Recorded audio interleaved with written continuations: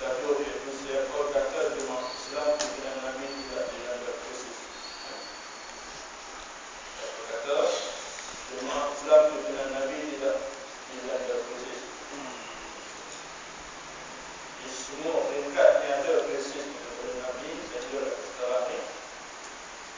Jadi sejarah juga turut menada bagaimana sikap sepatutnya kita sebagai pengikut.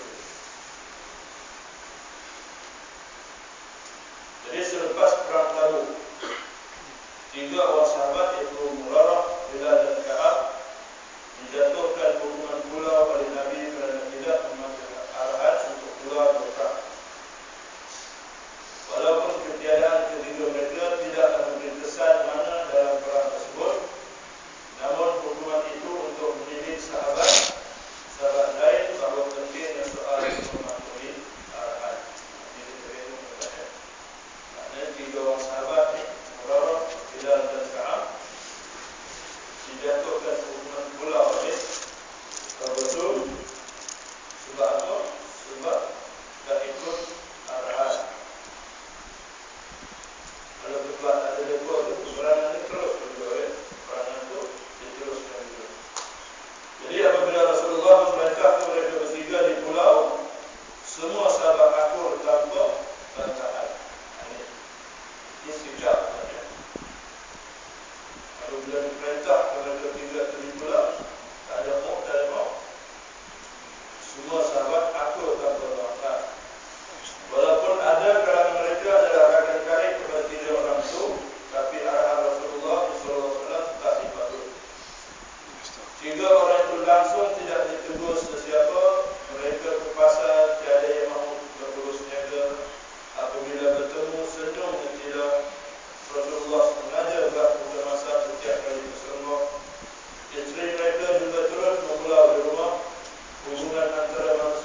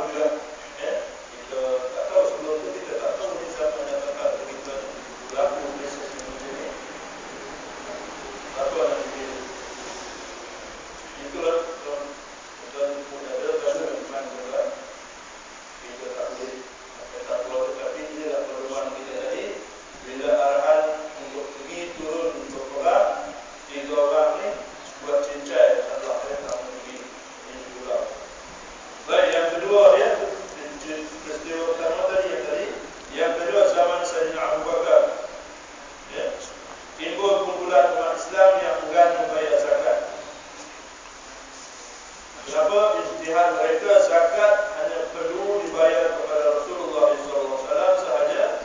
Jadi apabila wafatnya baginda, tidak ada lagi keperluan untuk membayar zakat. Ini ada kekumpulan, ya, di zaman Sayyidina Abu Bakar berlaku juga. Jadi apa dibuat oleh Sayyidina Abu Bakar? Sayyidina Abu Bakar ambil keputusan untuk berperang zakat, berperang.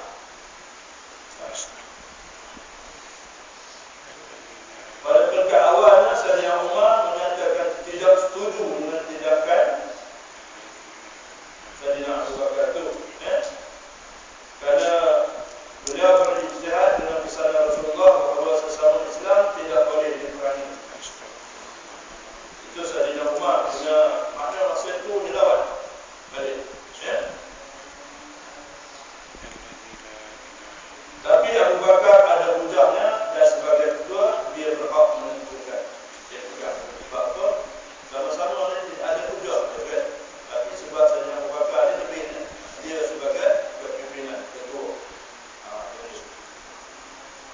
Dia berhak menentukan. Akhirnya Sayyidina Umar akur dan turut sama berperang walaupun dia punya pandangan tersendiri.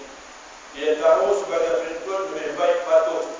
Walaupun Nabi pernah menyatakan kalau ada Nabi lagi selepasku, nescaya ia adalah Umar. Tetapi itu tidak menjadi alasan untuk Umar syok sendiri, dan menentang keputusan Abu Bakar. Makna itulah hebat Sayyidina Umar ni. Bagi sebenarnya hebat lagi Sayyidina Abu Bakar. Sebab apa? Duduk di kerajaan dulu. Jadi dengan kepatuhan umat Islam untuk memerangi penjenayah zakat, tidak sampai setahun kumpulan itu menyerah kalah dan kembali mengikut arahan syariat. Abu Bakar meninggalkan pemerintahan dalam keadaan berjaya menyelesaikan krisis zakat dan zakat yang melanda jemaah. Itulah peristiwa di zaman Sayyidina Abu Bakar. Jadi itu yang kedua. Kita ambil yang ketiga pula, iaitu zaman Sayyidina Ali. Ketika baru saja dilantik sebagai khalifah, beliau berpandangan supaya difikirkan dulu soal menyatukan kembali umat Islam yang berkelibat. Namun Talha, Aisyah dan beberapa sahabat lain tidak setuju.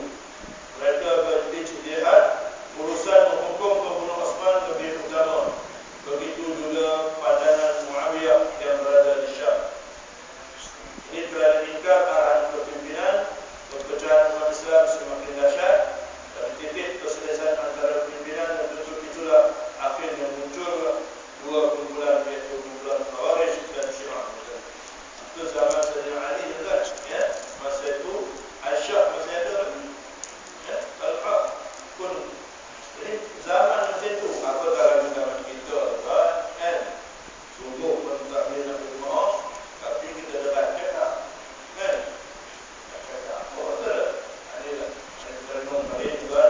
Ambillah daripada tiga contoh ni, maknanya sama-sama kita renung. Kita yang sudah umur sikit ni sama-sama dah nasihat kita, jangan kita kalau itu contoh kita pun nak melakukan, kan? Nak melakukan. Tapi untuk semalam kita tengok peristiwa, kita tengok alumni juga, peristiwa iaitu tentang Mai Mahfud. Bagi dari dia buka tengok, iaitu kehataran dia.